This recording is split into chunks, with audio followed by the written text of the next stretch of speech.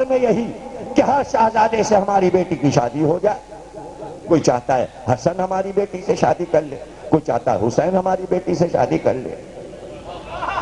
تو اب لیجئے یہ مامون کا دور آ گیا.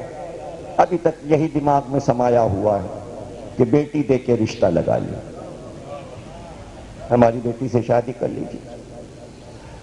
اور یہ رحمت کی چھاؤں میں پلنے والے دل نہیں توڑا کرتے تھے. یہ بتا دیا کرتے تھے یہ رشتہ داریاں نہیں رہیں گی, یہ سسرالی رشتہ داریاں ٹوٹ جاتی ہیں. رشتہ کرو مودت کا رشتہ, محبت کا رشتہ. مامون دل میں محبت لا, میری محبت لا. اور کیا چاہیے تجھ کو؟ کیا تیری خواہشات, تیری زندگی کی ضمانت ہم نہیں لے رہے؟ اس لیے کہ ہم نفسوں پر اور عقلوں پر امام ہیں. ایسا نہیں ہوگا کہ اگر تو دشمن ہے اہل بیت کا تو ہم تجھے دھتکار دیں. خط لکھا اور خط لکھ کے کہتا ہے میں بیمار ہوں. چونکہ ہارون بیمار پڑ چکا تھا اور دونوں بیٹوں نے اس کو بیمار ڈال دیا تھا. امین اور مامون دونوں کی آپس کی لڑائی میں اس کی صحت کو خراب کر دیا. اور سفر میں ایران کے جاتے ہوئے وزیر کو بلا کے کہا بھی کہ ذرا ادھر خیمے کے پیچھے چل, میں کچھ دکھاؤں. تو اپنے کپڑے کھول کے ہارون نے کہا دیکھ پورے جسم پہ ریشمی پٹیاں بنی ہیں, ایسا جسم میں درد اٹھتا ہے رات کو کہ لگتا ہے اب میں مر جاؤں گا. ان دونوں لڑکوں نے اپنے جاسوس میرے اوپر مقرر کیے ہیں اور سواری کے لیے جو سب سے لاغر ٹٹو ہوتا ہے وہ میرے لیے رکھا ہے تاکہ میں جلدی مر جاؤں, نہ اچھی سواری پہ بیٹھوں نہ اچھا کھاؤں. ایک امام کو قید خانے میں ڈال کے کیا سمجھا تھا کہ تیری اولاد تجھ سے وفاداری کرے گی؟ اولاد باغی ہو گئی. جملے یاد رکھنا, جو حسین کا باغی ہوتا ہے اس کی اولاد اس کی باغی بن کے اسے ذلیل کرتی ہے.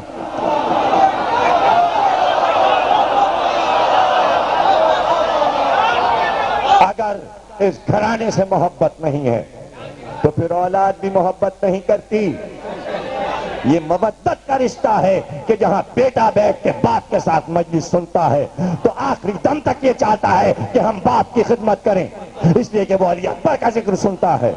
وہ حسین اور حسن کی محبت اپنے نانا سے دیکھتا.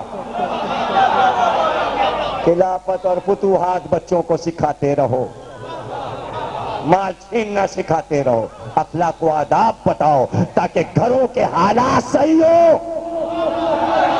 اور یہ یہیں سکھایا جا سکتا ہے. اسلامی ہر فرقہ اگر سیکھنا چاہتا ہے اخلاق اسلامی اور قرآن کا اخلاق تو یہیں ملے گا.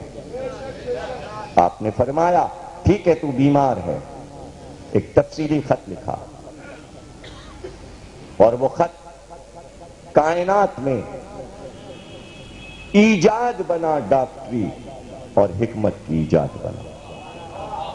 حکمت پہ جب کتابیں لکھی گئیں تو امام رضا کے اس خط کو سامنے رکھا گیا اور آج تک وہ منشور ڈاکٹروں اور حکیموں کا بدلہ نہیں جو ایک ایک لفظ امام نے مامون کو حفظ صحت کے لیے لکھا تھا. آج وہ خط ہم آپ کو سنانا چاہتے ہیں. یہ آج کی بات نہیں ہے, 1400 برس پہلے اسلام کے سب سے بڑے حاکم جس کی حکومت آذربائیجان روس سے لے کر مصر تک, یمن تک, ہندوستان تک, مامون کا ملک سب سے بڑا تھا اس لیے کہ ہارون نے ملک کی وسعتیں بڑھا دی تھی. اتنا بڑا اسلامی ملک ابھی تھا ہی نہیں جیسا مامون کے دور میں. ایران اور یہ اور یمن اور آذربائیجان اور تاجکستان اور ازبکستان اور افغانستان اور سندھ اور پنجاب سب اس کی حکومت میں شامل تھا. اتنا بڑا حاکم لیکن ایک مرض کا علاج نہیں کر سکتا, موت کے دہانے پر آیا ہوا ہے اور امام اسے بتا رہے ہیں کہ اپنی صحت کو تو کیسے بچا لے, جبکہ معلوم ہے زہر یہی دے گا, یہی میرا قاتل ہے. قاتل کو موت سے بچانے والے کون ہوتے ہیں؟ آئمہ ہوتے ہیں، ہمارے امام۔ بادشاہ وقت آگاہ ہو کہ خدا اپنے کسی بندے کو اس وقت تک مبتلا مرض نہیں کرتا جب تک اس کی دوا مقرر نہ فرما دی ہو۔ پہلا ہی جملہ سونے اور ہیروں میں تولا جائے۔ یہ ہے توحید کہ علاج سے توحید کو سمجھا رہے ہیں۔ بس ہر مرض کے لیے ایک علاج دوائی اور ایک علاج تدبیری موجود ہے۔ دو چیزیں ہو گئی، یعنی ڈاکٹری میں دو چیزیں ضروری ہیں، ایک دوائی، دوسرے تدبیری علاج جو ڈاکٹر بتاتا ہے دوا دے کے، یہ کھائیے گا یہ نہ کھائیے گا، دھوپ میں نہ جائیے گا سائے میں رہیے گا، کچھ بھی نہیں سمجھے۔ پرہیز کہتے ہیں جسے، پرہیز۔ دوا اور پرہیز دونوں مل کر علاج کرتے ہیں۔ سب سے پہلے یہ امام نے بتایا، یہ سوچ کے کہ 1400 برس پہلے آج کے یہ سارے میڈیکل کالج سمیٹ کر ایک نقطے میں لائے جائیں تو امام رضا کا ایک خط بنے گا، ایک خط بنے گا۔ نیز یہ بھی جاننا چاہیے کہ جس میں انسانی کی مثال سلطنت کسی ہے، روح جو قلب میں ہے اس مملکت کی ملکہ ہے، اعصاب اور دماغ اس کے عمال یعنی کارکن، ہاتھ دونوں، کان دونوں، آنکھیں دونوں، ہونٹ اور زبان اس بادشاہ کے مددگار ہیں، معدہ اور پیٹ اس بادشاہ کا خزانہ ہے۔ کس بادشاہ کا؟ روح۔ سینہ حجاب ہے، بس ہاتھ ایسے مددگار معین سلطان ہیں جو بادشاہ کے حکم کے مطابق جن چیزوں کو وہ چاہتا ہے پہنچاتے ہیں اور جن چیزوں سے وہ نفرت کرتا ہے دور کر دیتے ہیں۔ پیر ایسے مددگار ہیں جو بادشاہ کو اس کی مرضی کے موافق جس طرف وہ چاہے لے جاتے ہیں، اور آنکھیں ایسی مددگار کہ بادشاہ تک وہ چیزیں پہنچاتی ہیں جو اس سے مخفی ہیں، کیونکہ بادشاہ پردے میں ہے، اور آنکھیں اس کے لیے بمنزلہ چراغ ہیں، اور دونوں کان قلعہ جسد کے دیدبان یعنی پاسبان ہیں۔ ناک اور نتنوں سے آواز کی زینت ہوتی ہے، جس طرح سے نفیری والے کی آواز نفیری میں، ناک اور نتنوں سے یہ بھی فائدہ کہ بادشاہ جس خوشبو کو پسند کرتا ہے وہ اس تک پہنچاتے ہیں۔ بادشاہ ہاتھوں کو حکم دیتا ہے کہ وہ سامنے آ کر اس کو روک دیں۔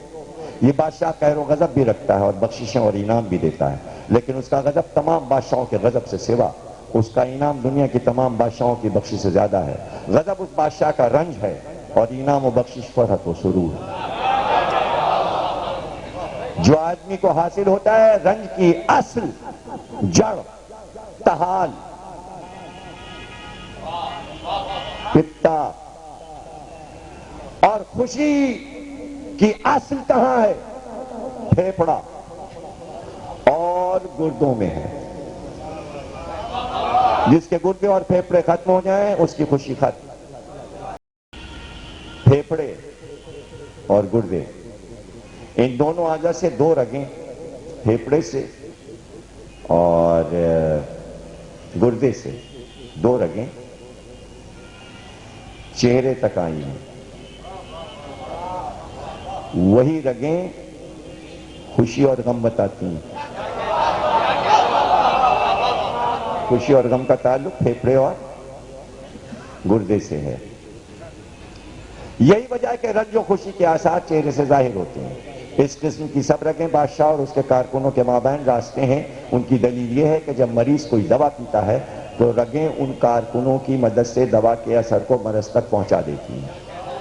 اے بادشاہ، یہ بھی جاننا چاہیے کہ جسد انسانی کی مثال عمدہ زمین کی ہے کہ اس کو باقاعدہ تر کیا جائے، یعنی نہ تو اتنا پانی دیا جائے کہ غرق ہو جائے اور نہ اتنا کم کہ سوکھ جائے۔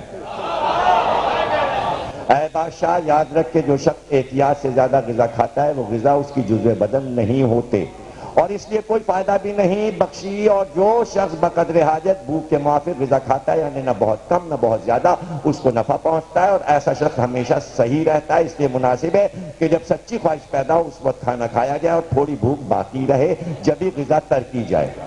یہ معمول بادشاہ کی صحت کے لیے مناسب ہے، اس سے عقل میں ذکاوت پیدا ہوتی ہے، بدن ہلکا اور تندرست رہتا ہے۔ بادشاہ ٹھنڈی چیزیں موسم گرما میں، گرم چیزیں موسم سرما میں اور معتدل اشیاء موسم بہار میں استعمال کرنا چاہیے، لیکن ضرورت اور اشتہا کا ہمیشہ خیال رہے، پر جس قدر معدے میں ہضم کی قوت ہو اور خواہش ہو اسی قدر ان کا استعمال بھی کرنا مناسب رہے گا۔ اور جب کھانا سامنے آئے تو سب سے پہلے زود ہضم غذاؤں سے شروع کرنا چاہیے۔ اس امر کی جانچ کہ کون سی غذا زود ہضم ہے اور کون سی دیر ہضم کھانے والے کی طاقت، بدن، اشتہا موسم اور عمر پر موقوف ہے۔ ہاں بھائی، جزاک اللہ، ماشاءاللہ۔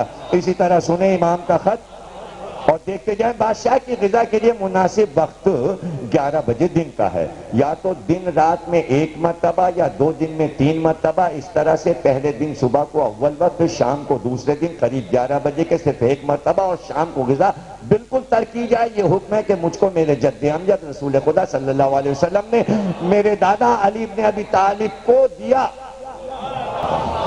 اے بادشاہ وقت، اب میں سال کی فصلوں اور رومی مہینوں کا ذکر کرتا ہوں، کس مہینے میں کیا کیا کھانا چاہیے، کیا نہیں کھانا چاہیے، کیا چھوڑ دینا چاہیے، کب نہانا چاہیے، یہ سب میں چھوڑ رہا ہوں۔ اب امام فرماتے ہیں شراب الصالحین، وہ شربت جو ہمدرد کا سب سے مشہور شربت ہے، جو امام رضا کے نسخے پہ تیار کیا گیا۔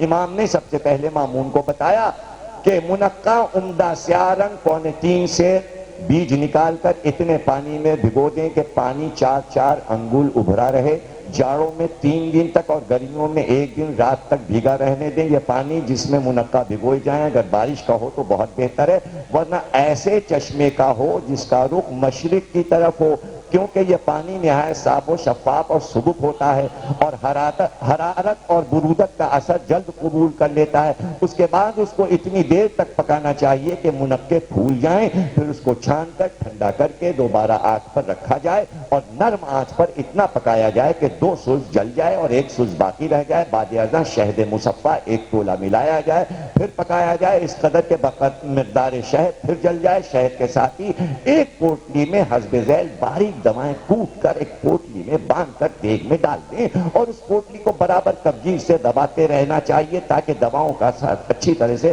شربت قبول کر لے۔ زنجبیل 23/1 ماشا، قرنفل 41/3 ماشا، دار چینی 41/3 ماشا، زعفران 23/1 ماشا، تخم کاسنی 41/3، مستلگی 41/3 ماشا۔ جب شربت تیار ہو جائے تو اس کو برتن میں 3 ماہ تک رہنے دیا جائے۔ پر جس وقت بادشاہ مذکور بالا طریقے سے کھانا کھا چکے تو اس شربت میں سے 3 تولے لے کر 6 تولے آب خالص میں ملا کر پی لے۔ اگر بادشاہ ایسا کرے گا تو 1 رات اور 1 دن حسب ذیل امراض سے معمون اور محفوظ رہے گا۔ جملہ اقسام کے 12 درد، جیسے اب اس شربت کے فائدے امام بتا رہے ہیں کہ 12 مرض اس شربت سے دور ہوتے ہیں۔ اے بادشاہ وقت، یہ بھی جاننا چاہیے کہ انسان پر جو حالات مختلف اوقات میں طاری ہوتے ہیں وہ 4 ہیں۔ پہلی حالت وہ ہے جو 15ویں برس سے 25ویں برس تک رہتی ہے۔ پہلی حالت کیا ہے؟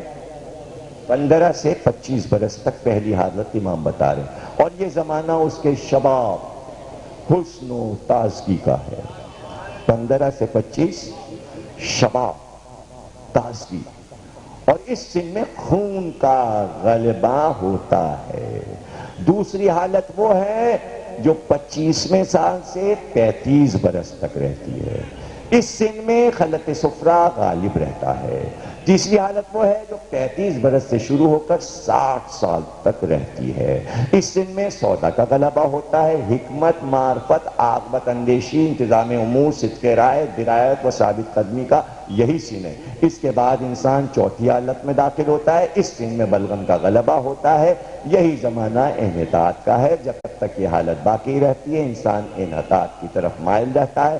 غم و ہم، غصہ، عیش، صحب نسیاں، زندگی کا ببال، قوت کا گھٹنا، یہ سب حالات طاری ہوتے ہیں۔ 60 کے بعد آفت ہی آفت ہے، اور پھر اس کے بعد یہ ہوتا ہے کہ بھول طاری ہوتی ہے، جاگتے وقت سونے لگتا ہے اور سونے کے وقت جاگنے لگتا ہے، تازہ و قدیم باتوں کو بھلا دیتا ہے، عہدوں کو فراموش کرتا ہے، گنتی بھول جاتا ہے، بال و ناخن گرنے لگتے ہیں، دن بدن جسم گھٹتا ہی چلا جاتا ہے، کیونکہ اس سن میں خلط بلغم کا غلبہ ہوتا ہے جس کا مزاج بارد و رطب ہے، اور بالآخر وہ جسم کو جمود و فنا کر کے چھوڑتا.